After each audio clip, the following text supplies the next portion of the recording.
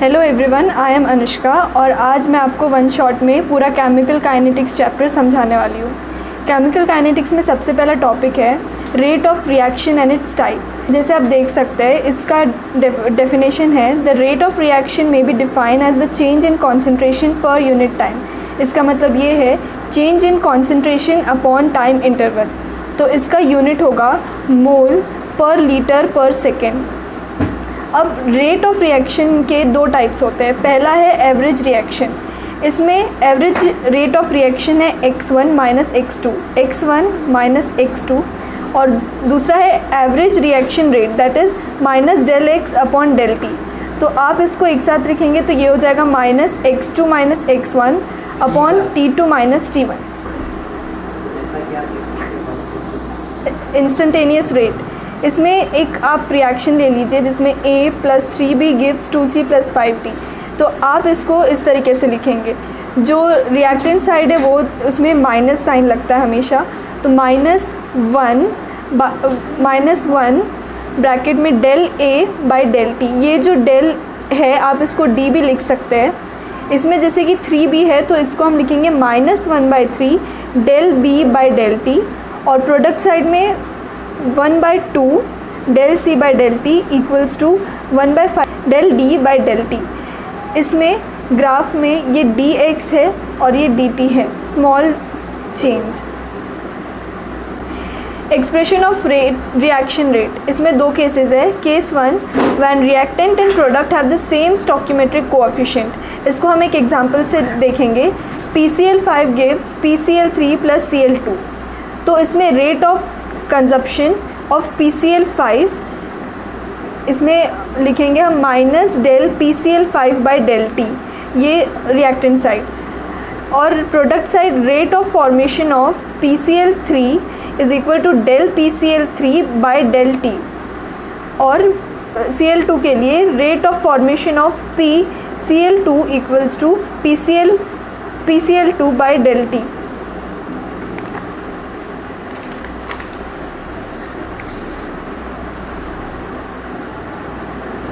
अब case 2 when reactants and product have different stoichiometric coefficient. इसमें example है N2O5 gives 2NO2 plus half O2। इसमें rate of consumption होगा N2O5 का minus del N2O5 by del T। ये del हम बाहर भी लगा सकते हैं और अंदर ब्रैकेट के अंदर भी रख सकते हैं। Rate of formation of 2NO2 gives half del NO2 by del T। Rate of formation of half O2 हो जाएगा 2 del O2 by del T। अब इसका रेट ऑफ रिएक्शन कैसे लिखेंगे? ये पूरे इक्वेशन का rate of reaction is equal to minus del N2O5 give upon del 2 equal to half del NO2 by del T equals to 2 del O2 del T।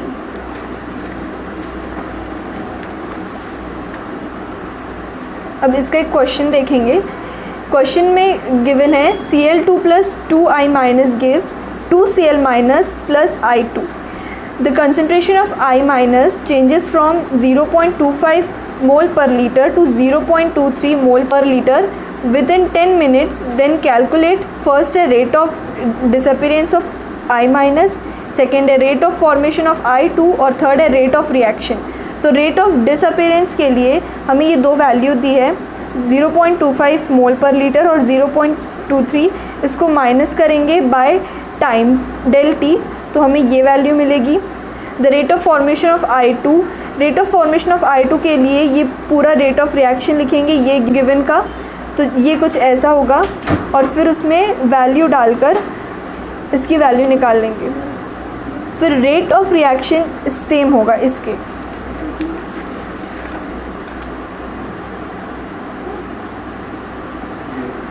Next है law of mass action. Rate of reaction is proportional to active mass of a reactant, each term raise to the power of their respective stoichiometric coefficient. The term active mass is been replaced by molar concentration. जैसे कि ये हमें एक given है A plus B gives product. तो इसका rate ऐसे लिखेंगे K, ये where K is a rate constant, A का पावर A A का पावर A और B का power B. The concentration of reactant is taken as unity, that is A is equal to B, B is equal to 1 mole per liter. The rate constant can be defined as the rate of reaction when concentration of all the reactant is taken as unity. That is why rate constant is also known as specific reaction. Rate constant को specific reaction भी बोलते हैं.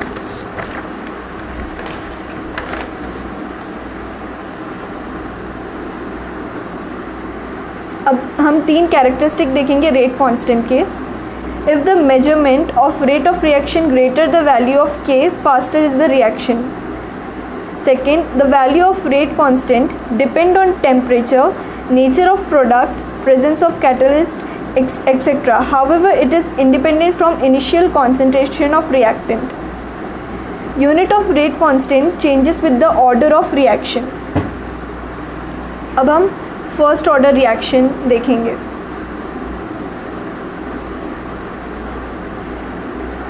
First order reaction में rate के A⁻1 रहता है. तो rate इसका SI unit mole per litre पर सेकेंड और इसका के A का मोल per litre to the power 1. फिर हम के को के के इक्वल ये पूरी वैल्यू रख देंगे और ये कैंसिल होकर हमें के की यूनिट सेकेंड इन्वर्स मिलेगी. ये है फर्स्ट ऑर्डर रिएक्शन का.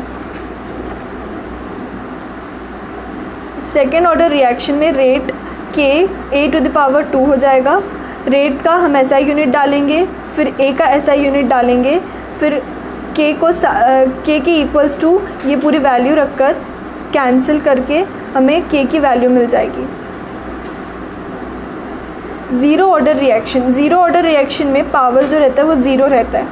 तो रेट के A⁻0, तो इसकी वैल्यू ये होगी मोल पर लीटर पर सेकेंड. अगर हमें पावर हाफ दिया है तो रेट इक्वल्स टू के A⁻½ तो इसका होगा ये रेट का यूनिट, फिर A का यूनिट, उसका पावर हाफ. फिर जब हम के को साइड में रख के पूरी वैल्यू डालेंगे तो हमें के की वैल्यू ये मिलेगी.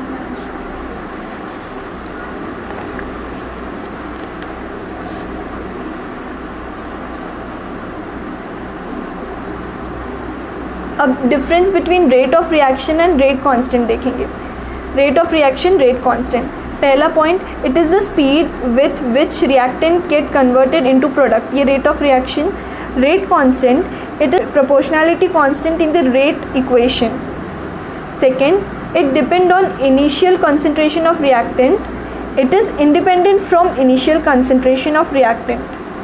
इसकी यूनिट मोल पर लीटर पर सेकेंड और इसकी unit depends on order of reaction. Rate law, rate equation. The law of mass action is unable to predict the actual dependency of rate of a chemical equation on molar concentration of reactant. In fact, the true rate expression from any chemical reaction cannot be written by its balance equation. हमने पहले देखा था कि A का power A, B का power B, उसको use नहीं करना है, वो गलत है. तो अभी हम इसको अल्फ़ा बीटा में पढ़ेंगे. The expression which describe the experimental observed dependency of rate on the molar concentration of the reactant is termed as rate law or rate expression. इसमें देखेंगे A plus B gives product. तो rate उसका होगा K constant, A⁻α and B⁻β. इसमें alpha और beta constant है. Concept of molecularity. Molecularity दो type की होती है. एक elementary reaction. Elementary reaction is the simple reaction which occur in one step only and whose molecularity is equal to the number of reacting species as represented by the balance equation. इसमें देखेंगे एक example लेके. N2 + 3H2 gives 2NH3. तो मॉलिक्यूलैरिटी निकालने के लिए हमेशा reactant side के ये ऐड करते हैं. यहाँ है 1 एंड यहाँ 3, तो 1 + 3 = 4. इधर PCl5 gives PCl3 plus Cl2, तो इसमें मॉलिक्यूलरिटी सिर्फ 1 होगी।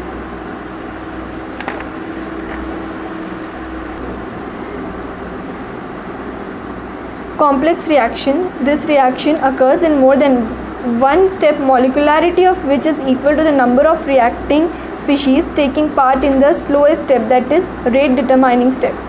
इसमें 2NO plus 2H2 gives 2N2 plus H2O. इसमें step 1 2NO plus H2 gives H2 plus H2O जो स्लो है। step 2 2H2O O2 plus H2 gives 2H2O जो फास्ट है। तो इसमें रेट होगा K constant, NO to the power alpha and H2 to the power beta. इसमें molecularity 3 होगी क्योंकि पानी का नहीं गिना जाता है। Order of reaction, the number of reactant molecule whose concentration change effect the reaction rate is term as order of reaction. इसमें देखेंगे A plus B gives product, इसमें रेट होगा K constant, A to the power alpha B to the power beta. Order of reaction निकालने के लिए alpha और beta को add करते हैं। अब हम मॉलिक्यूलरिटी और ऑर्डर ऑफ रिएक्शन के बीच का डिफरेंस पढ़ेंगे। First, molecularity is equal to the number of reacting species taking part in balanced chemical equation. Order of reaction is the sum of power to which the concentration term as raised. पहले हम अभी देखें, molecularity is always a natural number, whereas order of reaction can be fractional value also. Molecularity can never be 0 or negative. Order of reaction can be 0 or negative. It is a theoretical and it is experimental value. In molecularity, it is a meaningful only for simple reaction or individual step of a complex reaction. It is meaningless for overall complex reaction. Order of reaction, it is meaningful for overall reaction, not for individual step.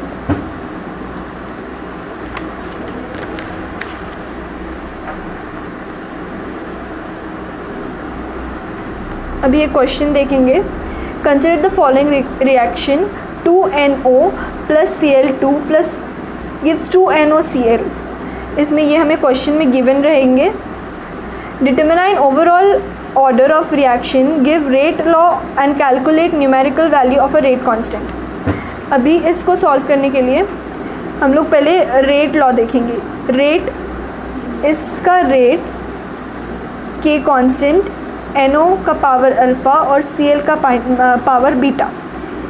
अब इसको ऐसे लिखेंगे, rate of reaction equals to K NO alpha Cl2 का फिर beta. जैसे कि इसमें दिया है 1.2 into 10 to the power -4 equals to K 0.01 to the power alpha 0.01 to the power beta. ये जैसे हम फर्स्ट का लिखे वैसे ये दोनों का लिख लेंगे। फिर डिवाइड करेंगे 1 और 2 को, तो जब डिवाइड करेंगे 1 और 2 को तो कैंसिल होकर हमें ये बीटा की वैल्यू मिल जाएगी। फिर 2 और 3 को डिवाइड करेंगे तो हमें अल्फ़ा की वैल्यू मिल जाएगी।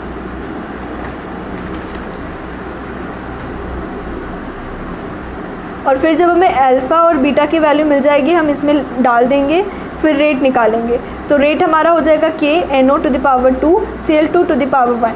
अब इसका ऑर्डर निकालेंगे, 2 + 1 इक्वल्स टू 3। फिर किसी में भी वैल्यू, किसी भी जो 3 इक्वेशन है उसमें से किसी भी एक में वैल्यू डाल देंगे और फिर हमारी K की वैल्यू मिल जाएगी हमें।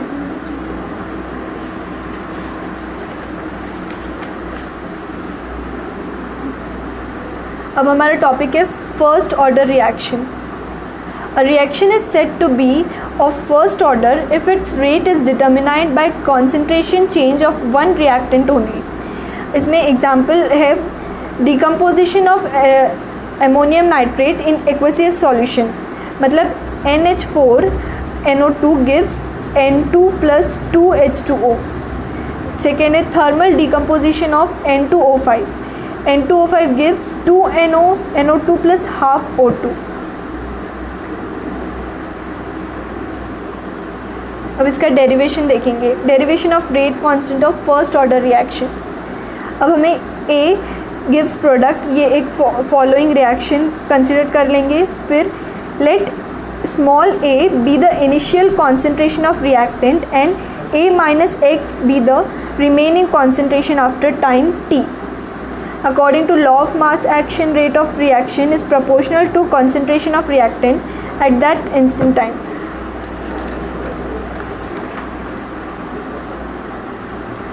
हमने जैसे पहले अज्यूम किया वैसे लिखेंगे. a gives product, a at 0 will be a and product will be 0 at t time पे a माइनस एक्स a रहेगा और प्रोडक्ट x रहेगा.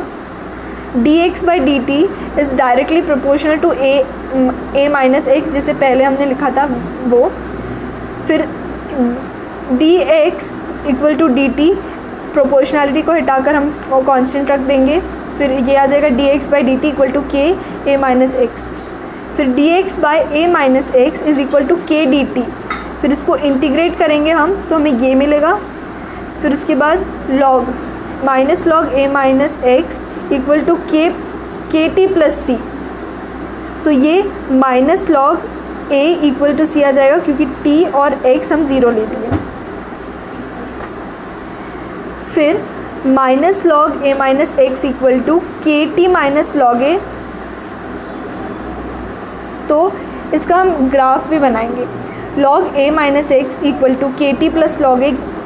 ये तो इसका जब ग्राफ बनाएंगे तो हमें y इक्वल, हमारी जो y है वो माइनस के एक्स प्लस लॉग ए होगा. तो इसका स्लोप हो जाएगा माइनस के और इंटरसेप्ट है लॉग ए. फिर जो हमारी ये वाला इक्वेशन है हम इसको कन्वर्ट करेंगे लॉग 10 बेस पे. तो इसको 2.303 log a minus x equals two plus के प्लस 2 माइनस के टी प्लस 2.303 लॉग 10 a. तो लॉग a माइनस एक्स यहाँ माइनस के divided by 2.303 t plus log to the 10 base a. तो हमारा y की वैल्यू हो जाएगी minus k by 2.303 x plus log 10 base a. तो इसका स्लोप हो जाएगा माइनस के बाई 2.303 और इंटरसेप्ट हो जाएगा log 10 base a.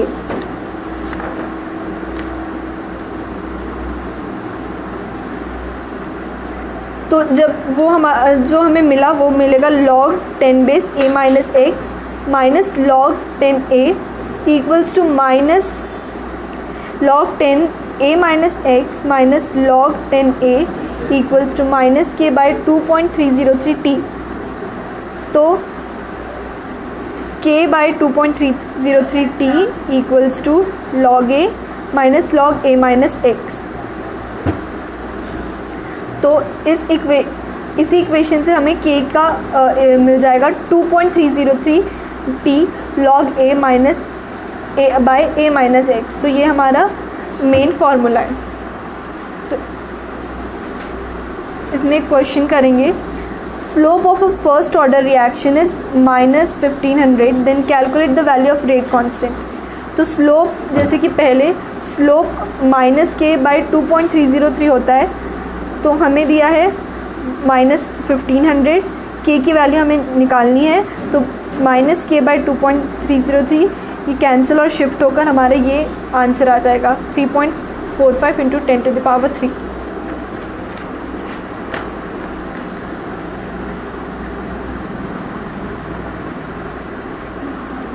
Half life, the time period in which 50% of chemical reaction has been taken place or the time period in which 50% of initial concentration of reactant is used up is known as half-life. Half-life of a first order reaction is 10 seconds. How long will it take for completion of, ये तीन दिया है 75%, 90%, 99%. तो t हमें 10 second दिया है. तो k की वैल्यू निकालने के लिए हम t equals to 0.693 by k करेंगे तो हमें k की वैल्यू मिल जाएगी. तो t 75 के लिए 2.303 by k log 100 by 100 minus 75. तो हमें 25 मिल जाएगा. फिर इसको सॉल्व करके लॉग की वैल्यू डाल के हमें ये मिल जाएगा। सेम 90 और 99 के लिए T90 में हम log 100 माइनस 90 करेंगे, फिर log की वैल्यू डाल के ये आ जाएगा। और सेम 99 के लिए 100 माइनस 99 करेंगे तो log 100/1 आएगा, तो log की वैल्यू डाल के ये आ जाएगा।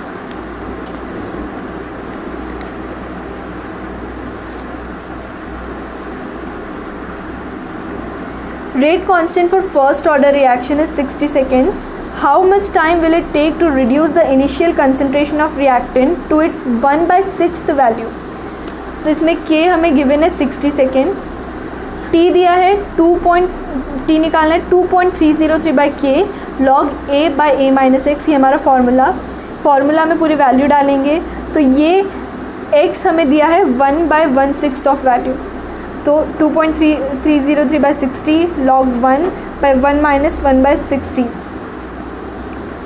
फिर इसको सॉल्व करेंगे तो हमें log 16/15 मिलेगा, तो इसको हम आइडेंटिटी में डालकर फिर log की वैल्यू डाल के हमें ये आंसर मिल जाएगा।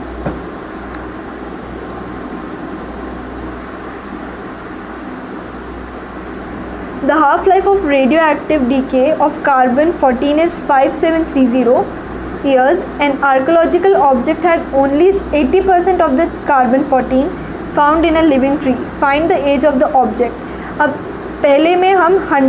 पहले क्वेश्चन में हम लोग 100 माइनस गिवन करते थे, अब इस क्वेश्चन में हमें ये ऑलरेडी दिया हुआ है 80%, तो इसमें T80 2.303/1.2 इंटू 10⁻⁻4 log 100/80, फिर 2.303/1.2 इंटू 10⁻4 log 5 और log 4, इसमें वैल्यू डाल के हमें हमारा आंसर मिल जाएगा। Pseudo unimolecular reaction. Those reactions having molecularity greater than 1 but follow first order kinetics are known as pseudo unimolecular reaction. In such reaction, water acts as a solvent and is one of the reactant also, so its concentration remains almost unchanged during a reaction. That is why it follow first order reaction. इसमें example acidic hydrolysis of ester, CH3CO2H5 plus H2O gives CH3OH. इसलिए molecularity 2 रहती है, in concentration change of solvent negligible रहता है, इसलिए पानी को वहाँ पे नेग्लेक्ट करते हैं। Zero order reaction. A reaction is said to be a zero order reaction when concentration of reactant does not affect the rate of reaction. एक प्रोडक्ट, इसमें रेट ऑफ रिएक्शन 0 रहता है, Ka⁴ इसमें example photochemical combination of hydrogen and chlorine, H2 plus Cl2 gives 2HCl, तो इसमें rate K, H2O 0 और Cl2 0।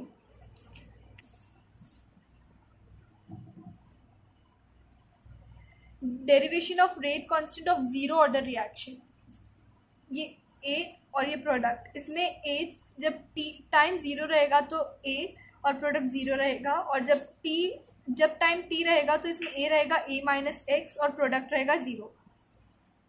dx/dt is directly proportional to A-x⁴,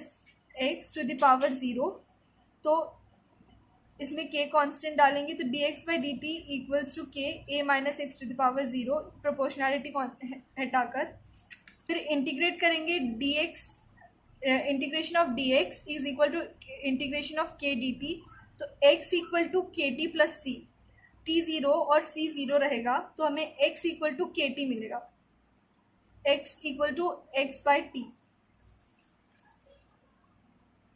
numerical solve करने के लिए हम ये फॉर्मूला यूज करेंगे, K इक्वल टू A-x/T, तो K A-y/x, तो Kx इक्वल टू A-y। इसमें half life of zero order reaction is directly proportional to the initial concentration of reaction, T half is directly proportional to 1/α(n-1).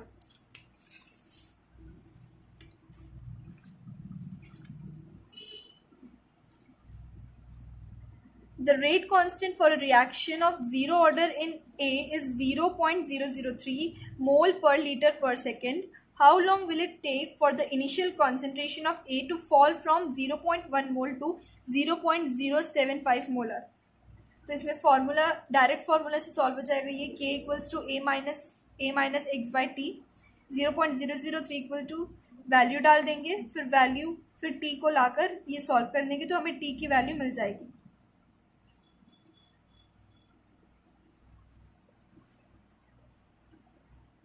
Second order reaction. Reaction is said to be of second order if its rate is determined by concentration change of two reactants. इसमें example लेंगे alkaline hydrolysis of ester. C2H5COOCH3 plus NaOH gives CH3COONA plus C2H5OH. तो इसमें rate होगा K constant of C2H5COOCH3 और NaOH.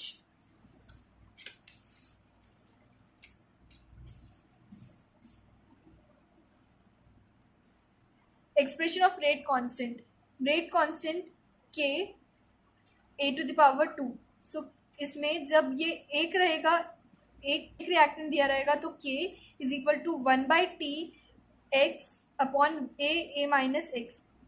Rate जब दो दिए रहेंगे k a और b जब दो दिए रहेंगे तो k 2.303/t a minus b log b a minus x by a b minus x. तो इसका ग्राफ ऐसा बनेगा, वाई एक्सिस पे 1/a माइनस एक्स और एक्स एक्सिस पे t.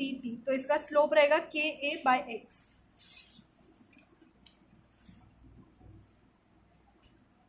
Half life of any reaction is t is equal to time is equal to 10 second. How long will it take for the completion of 80% of reaction?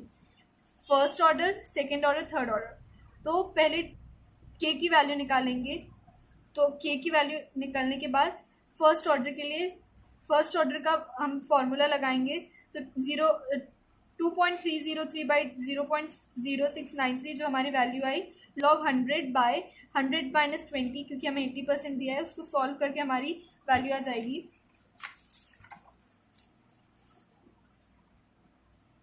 Second order का formula लगाएंगे तो same हमें ये फॉर्मूले में पूरी values डाल देनी है और फिर हमारा आंसर आ जाएगा. और थर्ड ऑर्डर के लिए k is equal to a minus x by t. तो इसमें वैल्यूज डालेंगे तो हमारा आंसर आ जाएगा.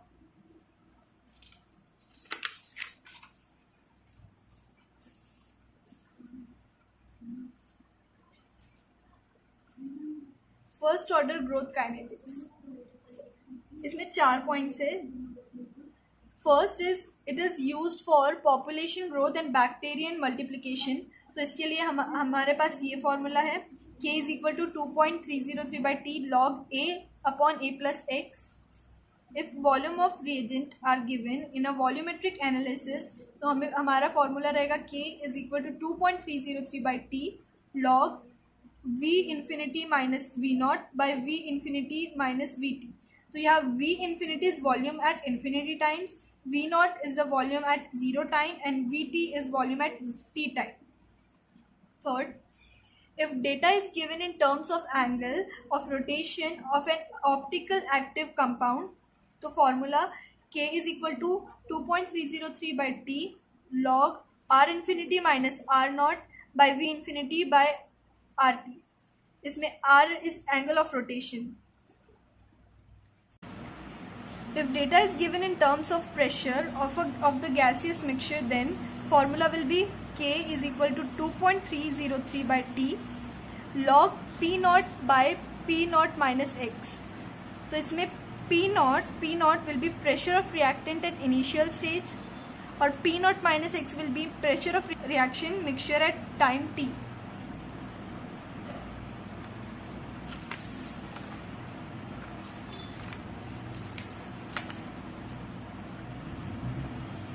फोर्थ का A gas gives B gaseous plus C gas and plus D gas. ये एक रिएक्शन है जिसमें ए एट टी जब 0 रहेगा तो ये हमारा P not 0 0 0.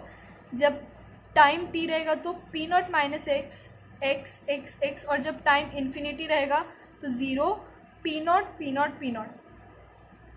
After time t p t will be equal to P not minus plus x plus x plus x, मतलब आफ्टर टाइम टी के टाइम में ये सबका इन सब का सम, तो p not minus x plus x plus x plus x, तो हमें मिलेगा P T is equal to P not plus 2x।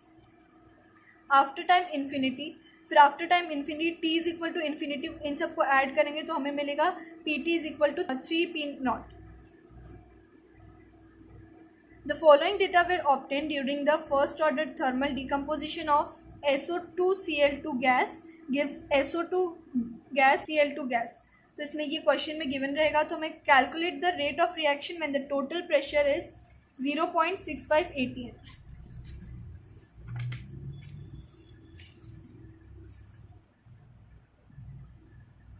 तो हमें ये इक्वेशन दिया है, तो टाइम ज़ीरो पे ये पी नॉट 0 और टाइम टी पे ये P not minus x x x, तो टाइम टी पे फिर इसको हम ऐड कर लेंगे, फिर ऐड करेंगे तो हमें p T is equal to P not plus x मिलेगा, वैल्यू डालेंगे तो एक्स की वैल्यू मिलेगी, फिर मेन फॉर्मूले में डाल के 2.303 by T log P not by P not minus x से के की वैल्यू निकल जाएगी।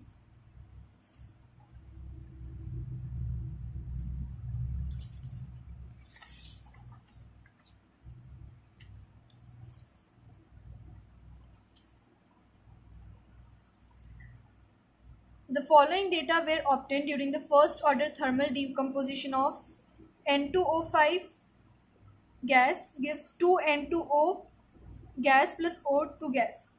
तो हमें कैलकुलेट करना है रेट कांस्टेंट और हमें गिवन है। इसमें हमारे रिएक्शन में जब हम ये लिखेंगे T इज इक्वल टू 0, तो हमारा ये P नॉट हो जाएगा, ये 0 और ये 0। जब टाइम T गिवन होगा तो हम P नॉट माइनस 2x लिखेंगे, और इसमें भी लिखे, और इसमें 2N2O में भी हम लोग 2x लिखेंगे, फिर हम इन सब का सम निकालेंगे, फिर हमें x की वैल्यू मिल जाएगी, और फिर फॉर्मूले में डाल के हमें डायरेक्ट आंसर मिल जाएगा।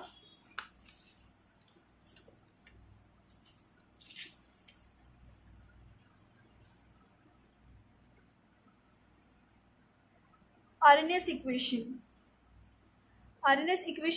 ये है k is equal to a e to the power minus e a by r t, जिसमें k रेट कांस्टेंट है, a इज आरएनएस कांस्टेंट या फिर फ्रीक्वेंसी फैक्टर या फिर pre exponential factor, e a हमारा है एक्टिवेशन एनर्जी, आर हमारा gas constant, और टी है हमारा एब्सोल्यूट टेम्परेचर।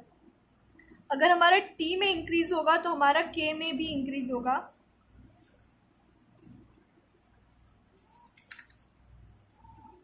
और न्यूमेरिकल सॉल्व करने के लिए हम ये वाला फॉर्मूला यूज करेंगे। जब लॉग के गिवन रहेगा log A E minus e a by r T,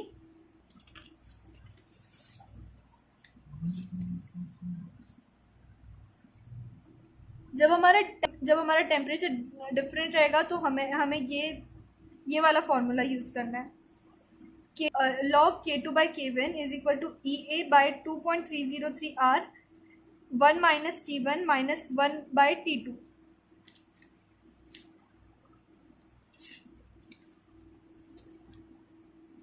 और जब हमारा एक्टिवेशन एनर्जी डिफरेंट रहेगी और टेम्परेचर सेम रहेगा तो हमारा फॉर्मूला रहेगा log k two by k one is equal to 1 by 2.303 r t e a one minus e a two. में क्वेश्चन दिया है the reaction rate becomes double when temperature increase from 27 degree to 37 degree, then calculate the activation. जब हमें activation energy find करनी है तो उसके लिए हमें 2 डिफरेंट टेम्परेचर दिए है, तो 2 डिफरेंट टेम्परेचर के लिए हमारे पास फॉर्मूला है log 2 k two by k one is equal to e a by 2.303, और ये हम लोग ये सेल्सियस में दिया है तो हम लोग इसको केल्विन में कन्वर्ट करके वैल्यू डाल के सॉल्व करेंगे तो हमारी एक वैल्यू मिल जाएगी। For the reaction N2 plus 3H2 gives 2NH3, del H is minus 22. If activation energy is 70, then calculate the activation for reverse reaction। तो हमें del H दिया है और फॉरवर्ड रिएक्शन का वैल्यू दिया है, तो हमें बैकवर्ड का निकालना है। तो इस फॉर्मूले में डालेंगे तो डायरेक्ट हमारा निकल जाएगा।